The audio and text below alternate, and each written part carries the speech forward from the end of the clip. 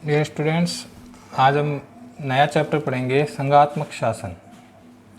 देखिए, शासन की शक्तियों के केंद्रीकरण और विकेंद्रीकरण के आधार पर दुनिया में दो तरह की शासन व्यवस्थाएं होती है।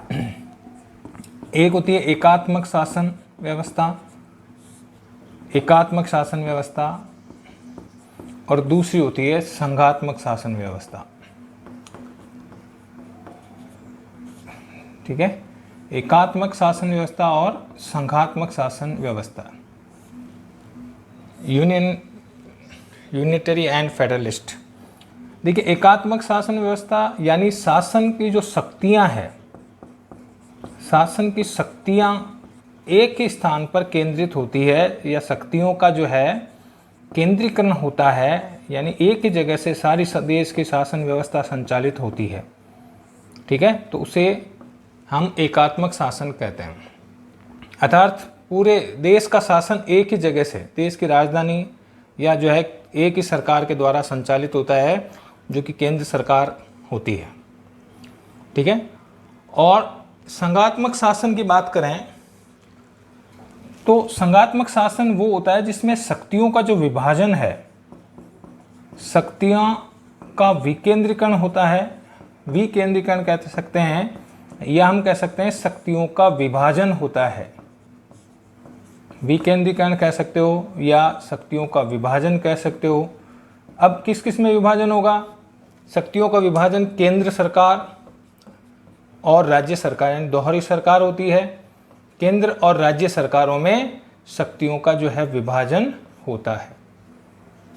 ठीक है, यानी संविधान के द्वारा केंद्र और राज्यों में जो है शक्तियां बांट दी जाती है कि ये शक्तियां केंद्र की होगी और ये शक्तियां राज्य की होगी। दोनों अपनी अपनी शक्तियों का प्रयोग करते हुए देश जो है शासन व्यवस्था का संचालन करते हैं। ठीक है, तो अगर दुनिया में हम देखें कि ये विभाजन जो है किस आधार पर होता है, शक्तियों के केंद्रीकरण और विकेंद्रीकरण के आधार पर। शक्तियों के केंद्रीकरण या विकेंद्रीकरण के आधार पर दुनिया में दो तरह की शासन व्यवस्था होती है, एक एकात्मक शासन और एक संघात्मक शासन। एकात्मक शासन में शक्तियां एक ही जगह से संचालित होती है, एक ही जगह केंद्रित होती है, वही शक्तियों का प्रयोग करता है। संविधान के द्वारा सारी शक्तियां एक ही जगह जो है संचालित कर दी जाती है, दे दी जाती है। ठीक है, जबकि संघात्मक शासन जो है वो शासन है जिसमें शक्तियां केंद्र और राज्यों में विभाजित होती है, यानी शक्तियों का विकेंद्रीकरण होता है। ये केंद्र, राज्य या और जो है स्थानीय शासन में भी जो है शक्तियां बांट दी जाती है। स्वाभाविक रूप से दोहरी सरकार होती है, केंद्र सरकार और राज्य सरकार, जो कि संघात्मक में अपने अपने जो संविधान के द्वारा जो निर्देशित शक्तियां हैं वे उनका प्रयोग करते हुए शासन का संचालन करते हैं। ठीक है, तो अगर हम देखें तो एकात्मक शासन का सबसे बड़ा उदाहरण अगर देखें हम, तो वो है इंग्लैंड।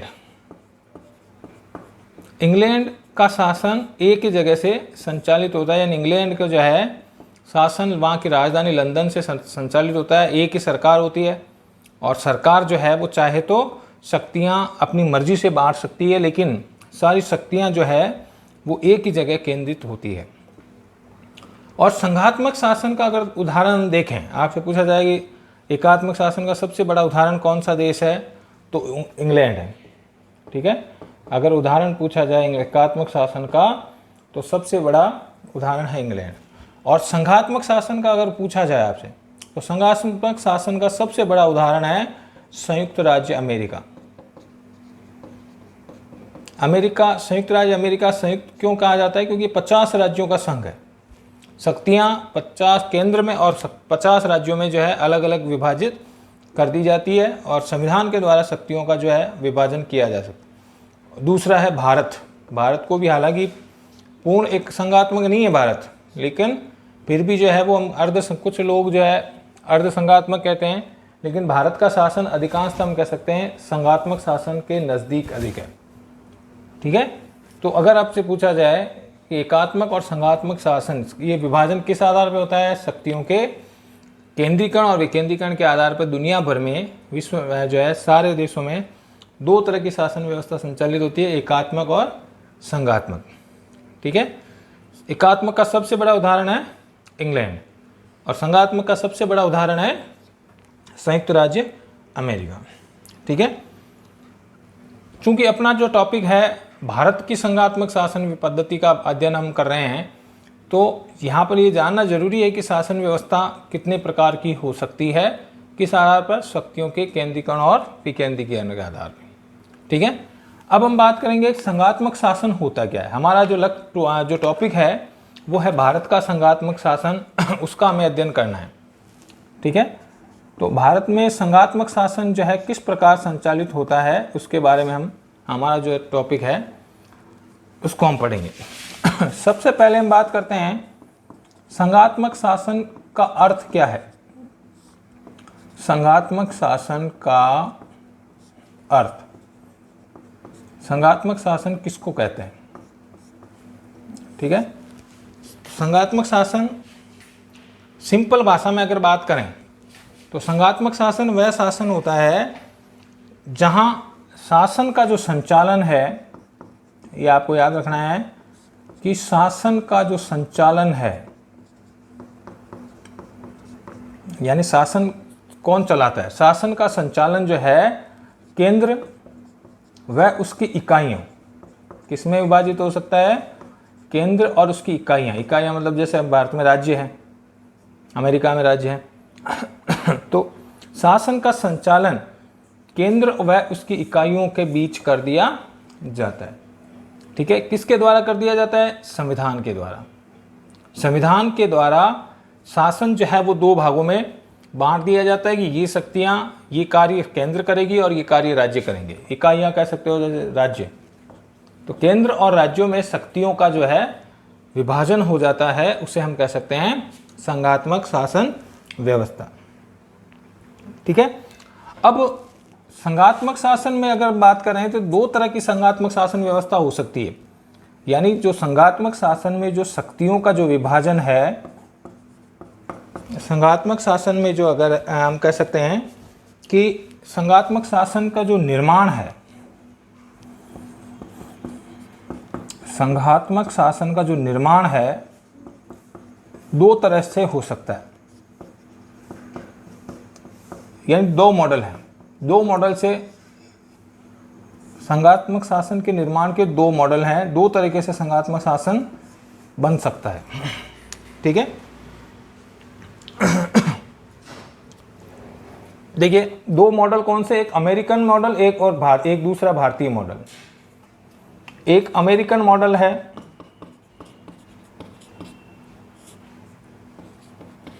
और दूसरा भारतीय मॉडल है।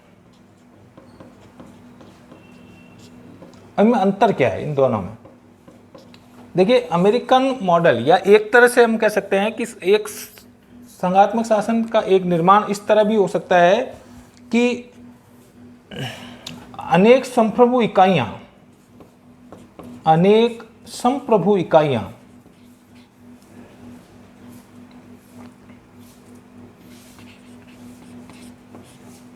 मिलकर के और मजबूत स्थिति को प्राप्त करने के लिए क्या करती है, एक संघ का निर्माण करती है, एक संघ का निर्माण करती है।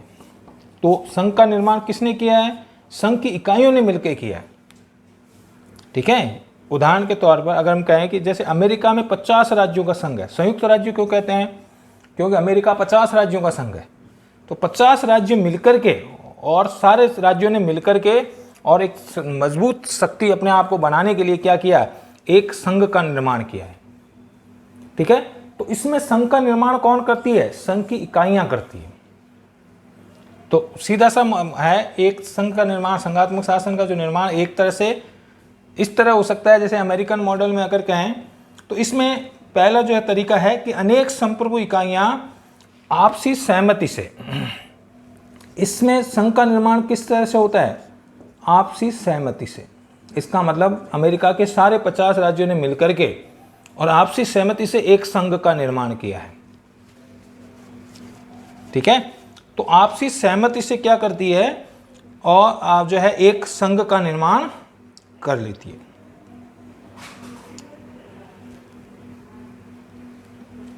दूसरा जो मॉडल है वो भारतीय मॉडल है। अगर हम इसमें देखें तो दूसरे मॉडल में, भारतीय मॉडल में क्या होता है कि वैसे तो जो है संघ कर सकती है, तो एक जो बड़ी राजनीतिक इकाई है दूसरे मॉडल में, जैसे भारत का मॉडल है, तो एक राजनीतिक इकाई है, जैसे भारत की संघ केंद्र सरकार, एक राजनीतिक इकाई शासन को चलाने के उद्देश्य से और कार्यकुशलता बनाए रखने के उद्देश्य से क्या करती है, अपने आप को अनेक संघों में बांट देती है, अनेक संघों में अनेक इकाइयों में बांट देती है, अनेक इकाइयों में बांट देती है। कौन बांटती है? केंद्र, एक राजनीतिक इकाई केंद्र सरकार, या सारी शक्तियां वैसे तो केंद्र की होती है, केंद्र की नहीं कह सकते, लेकिन संविधान के द्वारा जो है क्या कर दिया जाता है कि उनके केंद्र और जो राज्यों में जो है शक्तियों का विभाजन कर दिया जाता है। ठीक है, ये किस लिए किया जाता है? एक तो प्रशासनिक सुविधा की दृष्टि से, प्रशासनिक सुविधा की दृष्टि से, और शासन का संचालन करने के आधार पर, ठीक है, और कार्यकुशलता बनाए रखने के लिए।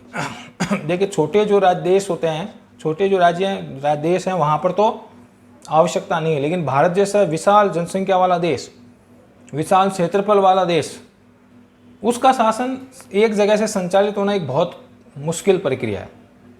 ठीक है, दिल्ली में बैठी सरकार जो है पूरे भारत का इतने बड़े क्षेत्रफल में जो है शासन का संचालन नहीं कर सकती। इसलिए क्या किया जाता है कि संघ को जो है वह राजनीतिक इकाई क्या करती है, अपने आप को अनेक छोटी छोटी इकाइयों में विभाजित कर लेती है। तो भारत हम कह सकते हैं 28 राज्यों में विभाजित है। पहले 29 थे, फिर जम्मू कश्मीर को केंद्र शासित प्रदेश बना दिया गया। ठीक है, तो अब 28 राज्य हो गए पुनः। तो क्या किया जाता है कि अनेक भारत जो है प्रशासनिक सुविधा की दृष्टि से और कार्यकुशलता की दृष्टि से संघ जो है वो विभाजित कर दिया जाता है, शक्तियों को जो है बांट दिया जाता है। तो इसमें एक बड़ी राजनीतिक इकाई शासन को चलाने के उद्देश्य से क्या करती है और कार्यकुशलता की दृष्टि से अपने आप को अनेक भागों में विभाजित कर देती है। ठीक है, तो ये मॉडल है भारतीय मॉडल। अब इस मॉडल में अंतर क्या है? इसमें तो जो इकाइयाँ क्या करती है, अपनी सहमति से संघ का निर्माण कर रही है। जैसे अमेरिका में 50 राज्यों ने मिलकर के और संघ का निर्माण किया अपनी सहमति से। इसका मतलब अमेरिका की कोई भी जो संघ इकाई है, कोई भी राज्य अमेरिका में जो है वो अपनी सहमति से संघ से अलग भी हो सकता है, क्योंकि उन्होंने सहमति से केंद्र संघ का निर्माण किया। ठीक है, तो उनमें अलग होने की शक्ति है। जबकि यहाँ पर भारतीय मॉडल में संघ का निर्माण देश की एक राजनीतिक इकाई ने अपनी सुविधा की दृष्टि से इनको अलग अलग भागों में 28 राज्यों में बांटा है। इसलिए किसी भी राज्य को संघ से अलग होने की अनुमति नहीं होती। ये अंतर होता है। ठीक है, यहां पर संघ का निर्माण राज्यों ने नहीं किया है, इकाइयों ने नहीं किया है, यहां पर केंद्र ने, एक राजनीतिक इकाई ने जो है अपनी सुविधा की दृष्टि से शक्तियों को इनमें विभाजन कर दिया है। तो यहां पर मजबूत केंद्र होना चाहिए। जब भारतीय मॉडल पढ़ेंगे तो हम देखेंगे कि संविधान निर्माताओं ने भी केंद्र को अधिक शक्तियां प्रदान की है ताकि देश एक राजनीतिक इकाई में रह सके। राज्यों की शक्तियां अपेक्षाकृत कम हैं। ठीक है, तो यहां पर संघ राज्य इकाइयों का निर्माण संघ ने किया है, केंद्र ने किया है, एक राजनीतिक इकाई ने किया है। इसलिए इन राज्यों को संघ से अलग होने की अनुमति नहीं है। इसके अलावा शक्तियां भी केंद्र के पास ज़्यादा है। यहाँ पर शक्तियां केंद्र के बनी, बल्कि सबकी समान शक्तियां होती है सारे राज्यों। सबके अलग अलग अपना संविधान हो सकता है, अपना अलग मुद्रा हो सकती है, अलग अलग ये अपने हिसाब से संचालित हो सकते हैं। ठीक है, लेकिन यहाँ पर जो है संघ निर्माण करता है। तो ये दो मॉडल हो गए। अब अगर आपको पूछा जाए, ये दोनों मॉडल से ही जो है दुनिया भर के शासन संचालन, सब इस दुनिया के जितने भी संघात्मक शासन वाले देश हैं उनमें इसी तरह का जो है इन दोनों में से कोई भी एक मॉडल है, अमेरिकन मॉडल और भारतीय मॉडल। अब अगर आपको कहा जाए कि संघात्मक शासन वाले जो देश हैं, ठीक है, तो संघात्मक दुनिया भर में जो विश्व में अनेक देशों में संघात्मक शासन व्यवस्था पाई जाती है। तो संघात्मक शासन व्यवस्था के उदाहरण जो है हम कह सकते हैं संघात्मक शासन व्यवस्था वाले देश। प्रश्न आ सकता है 2 नंबर का, 1 नंबर का, कि कोई दो देश उदाहरण दीजिए जहाँ संघात्मक शासन है। तो संघात्मक शासन व्यवस्था वाले देश कौन कौन से हैं? तो उसका सबसे बड़ा उदाहरण है संयुक्त राज्य अमेरिका। संघात्मक शासन का सबसे बड़ा उदाहरण है संयुक्त राज्य अमेरिका। ठीक है, इसके अलावा आप भारत को भी इसकी श्रेणी में रख सकते हो। भारत, ऑस्ट्रेलिया,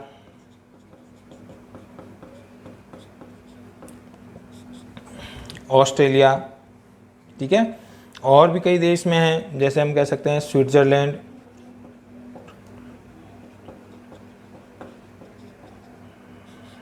रशिया, रूस,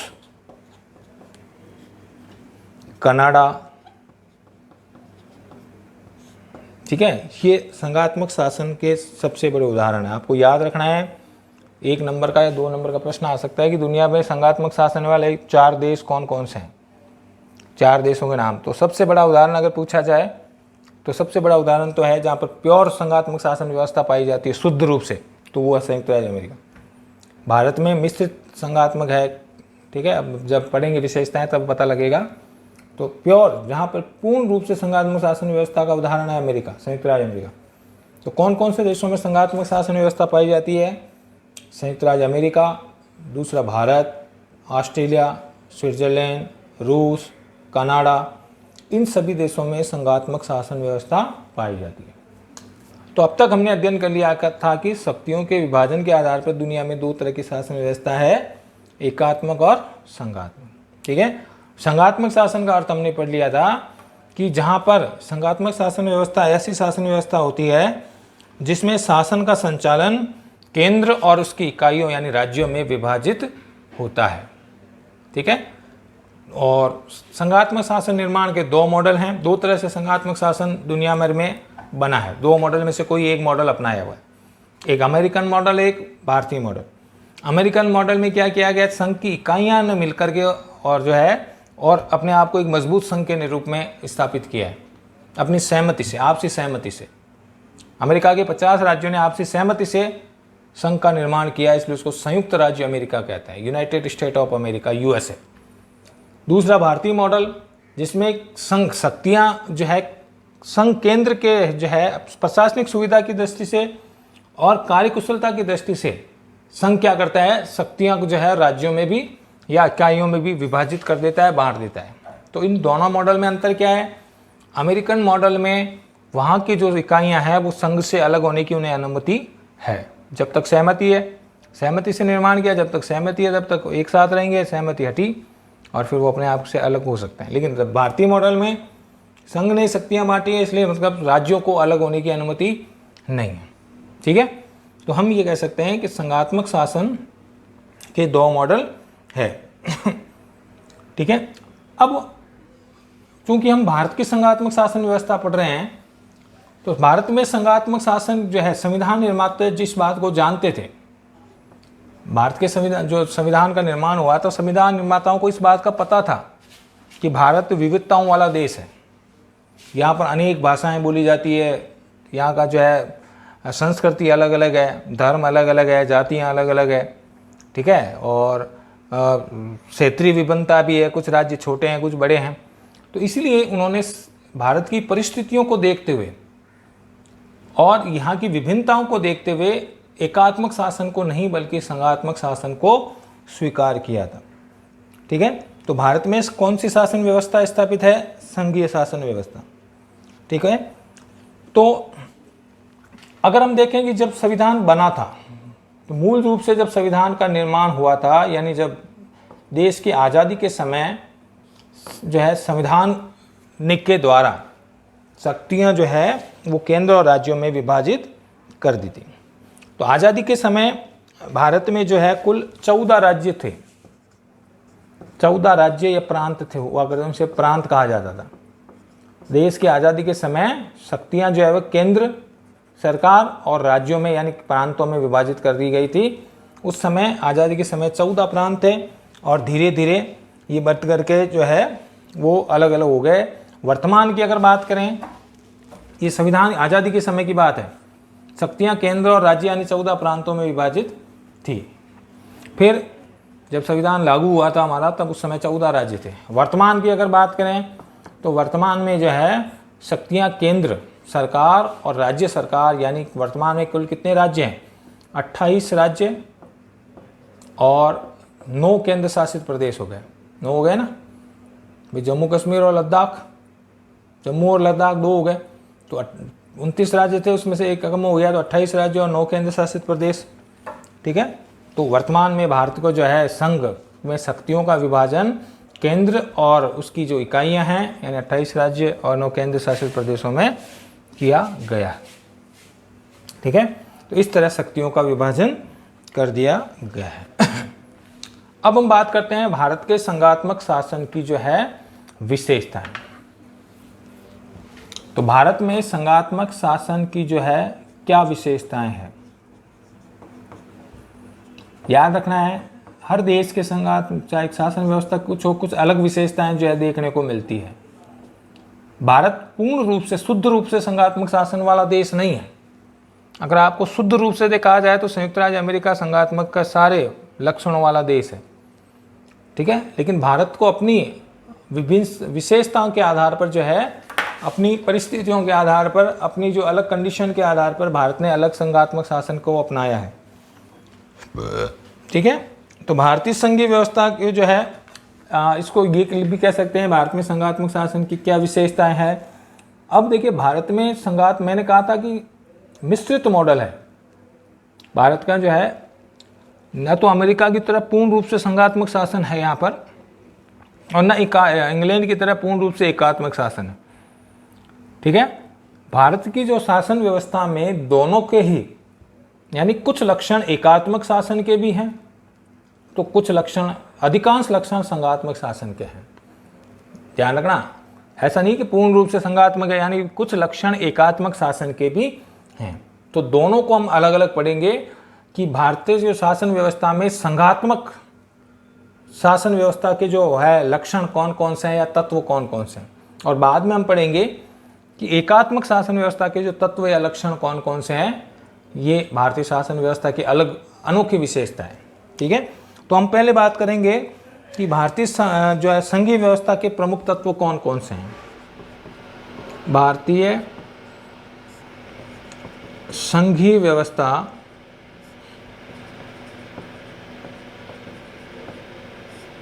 के प्रमुख तत्व।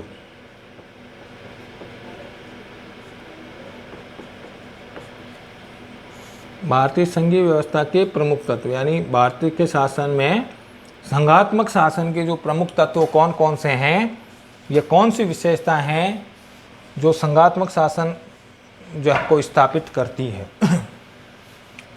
ठीक है, तो एक एक करके हम इन लक्षणों को, इन तत्वों को पढ़ेंगे। प्रमुख तत्व कह दो, प्रमुख लक्षण कह दो जो संघात्मक शासन के हैं।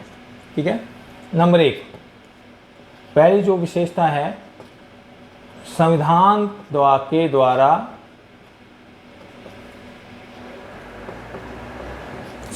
के द्वारा शक्तियों का स्पष्ट विभाजन। शक्तियों का स्पष्ट विभाजन भारत के संघात्मक शासन की पहली विशेषता क्या है कि संविधान के द्वारा, मैंने कहा था कि किसी भी देश में सबसे बड़ा होता है संविधान, और संविधान के अनुकूल देश का शासन संचालित होता है।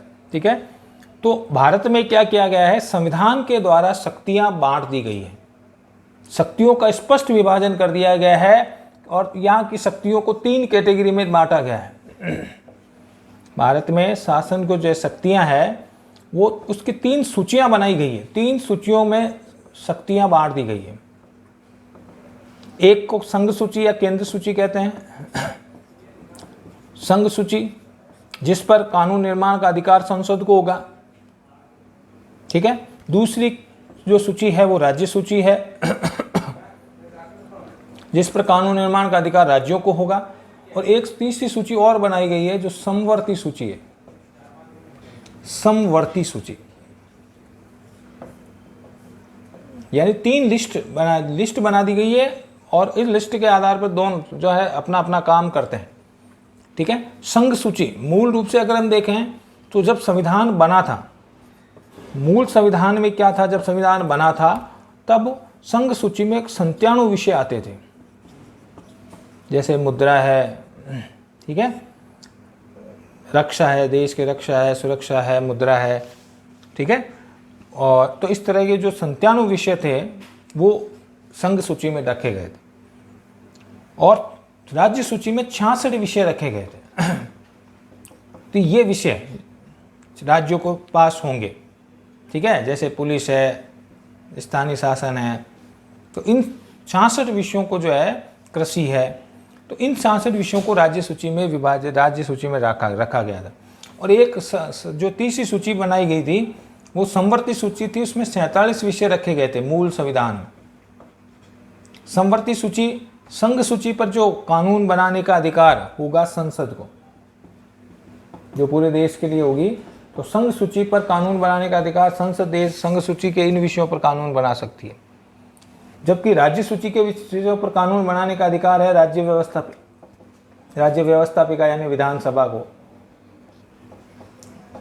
राज्य व्यवस्थापिका यानी राज्य की जो विधानसभा है वो राज्य सूची के विषयों पर कानून बना सकती है।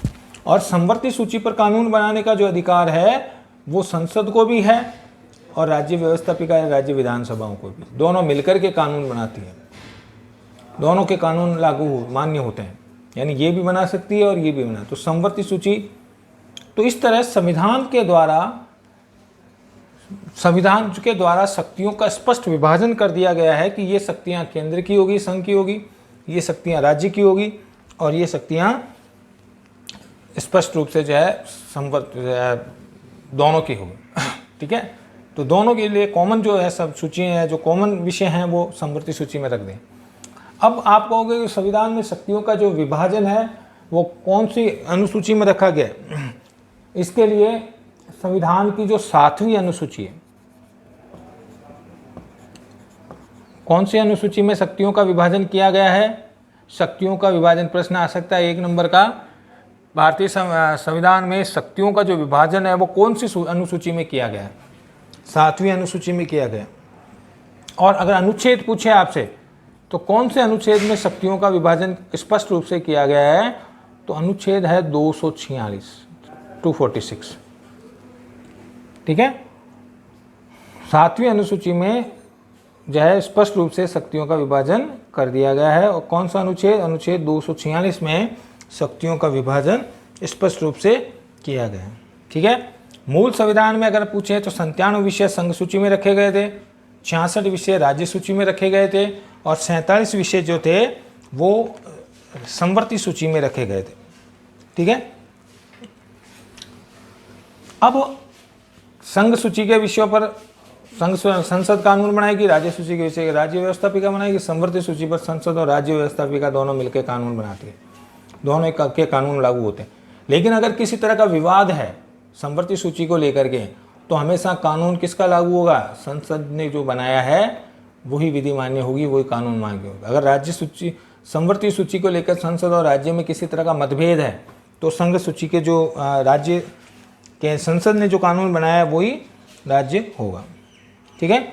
इन 3 सूचियों के अलावा अगर कोई विषय बच गया है, जैसे मूल जो संविधान में 97, 66 और 47, इन तीनों सूचियों के अलावा अगर कोई विषय बच गया है तो उसके लिए जो लिस्ट होगी वो अवशिष्ट विषय कहलाएगी, अवशिष्ट सूची। उसके लिए अवशिष्ट सूची रखी गई है क्योंकि इन तीनों में ही नहीं आते हैं जो विषय, ठीक है। जैसे साइबर कानून, ये अवशिष्ट सूची का विषय, ठीक है।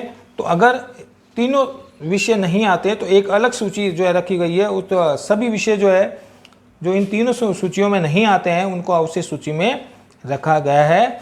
और अवशिष्ट सूची पर कानून बनाने का अधिकार संसद को दिया गया है, यानी केंद्र का कानून अवशिष्ट सूची पर जो है संघ का कानून लागू होगा, ठीक है। अब देखिए आप सूचियों के विभाजन से लग रहा है कि ज़्यादा विषय किसके पास है? संघ सूची के पास, यानी संसद को, केंद्र को मजबूत बनाया गया है, इसके पास इनकी तुलना में कम विषय हैं। इसके अलावा यहाँ पर भी संवर्ती सूची के पर भी अगर किसी विषय में विवाद हो जाए तो किसका कानून लागू होगा, मान्य होगा? संसद का कानून। इसके अलावा अवशिष्ट सूचियाँ किसको दी गई है? वो भी संसद को दी गई है। तो इस तरह संविधान निर्माताओं का मूल उद्देश्य क्या था? संघ को मजबूत बनाना, ठीक है। इसलिए उन्होंने संघ सूची में ज़्यादा विषय डाले हैं राज्य सूची की बजाय, बराबर नहीं, राज्य सूची के बजाय संघ सूची में ज़्यादा। और समवर्ती सूची पर भी अगर विवाद होने पर संसद का कानून लागू मान्य होगा, और अवशेष सूची पर तो कानून बनाने का अधिकार संसद को ही दिया गया। इस तरह संविधान के द्वारा जो है केंद्र को जो है मजबूत स्थिति प्रदान की गई। इसलिए भारत को क्या कहा जाता है? विनाशी राज्यों का अविनाशी संघ, या केंद्रीय वर्चस्व वाला संघवाद भी कह सकते हैं। केंद्रीय वर्चस्व, ज़्यादा वर्चस्व किसका है? केंद्र का ज़्यादा वर्चस्व, शक्तियों के विभाजन के बाद। तो अब इस तक हमने पढ़ लिया भारत के जो संघात्मक शासन क्या है, उसका अर्थ क्या है, और संघात्मक शासन की विशेषताएं क्या है। एक विशेषता हमने पढ़ ली कि संविधान के द्वारा स्पष्ट शक्तियों का विभाजन कर दिया गया। ठीक है, दूसरी विशेषता हम इसमें नेक्स्ट क्लास में पढ़ेंगे। Thank you.